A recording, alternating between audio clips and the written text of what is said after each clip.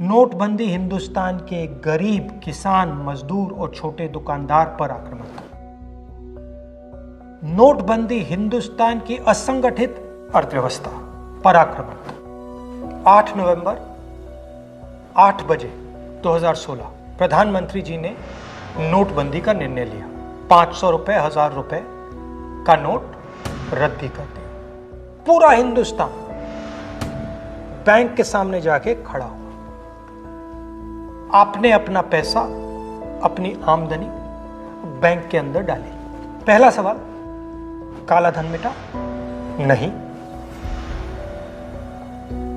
दूसरा सवाल, हिंदुस्तान की गरीब जनता को नोटबंदी से क्या फायदा मिला? जवाब, कुछ नहीं।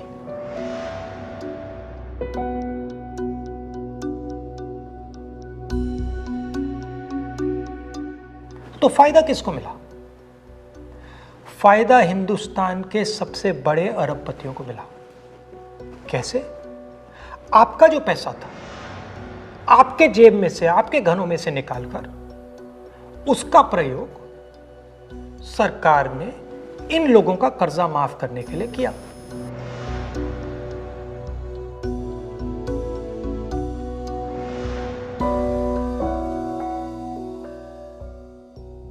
मगर वो सिर्फ एक लक्ष्य था। दूसरा लक्ष्य भी था छुपा हुआ, जमीन साफ करने का। जो हमारा इनफॉर्मल सेक्टर है, असंगठित अर्थव्यवस्था का सेक्टर है, वो कैश पे चलता है। छोटा दुकानदार हो, किसान हो, मजदूर हो, वो कैश से काम करता है। नोटबंदी का दूसरा लक्ष्य, जो जमीन साफ करने का लक्ष्य, असंगठित अर्थव्यवस्था के सिस्टम से नगद कैश को निकालने का।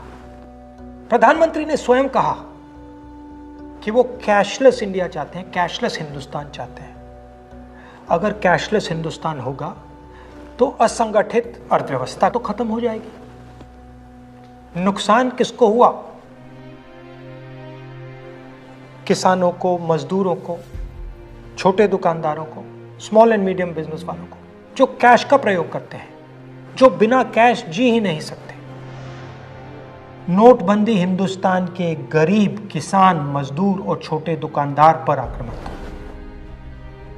नोटबंदी हिंदुस्तान की असंगठित अर्थव्यवस्था पर आक्रमण था।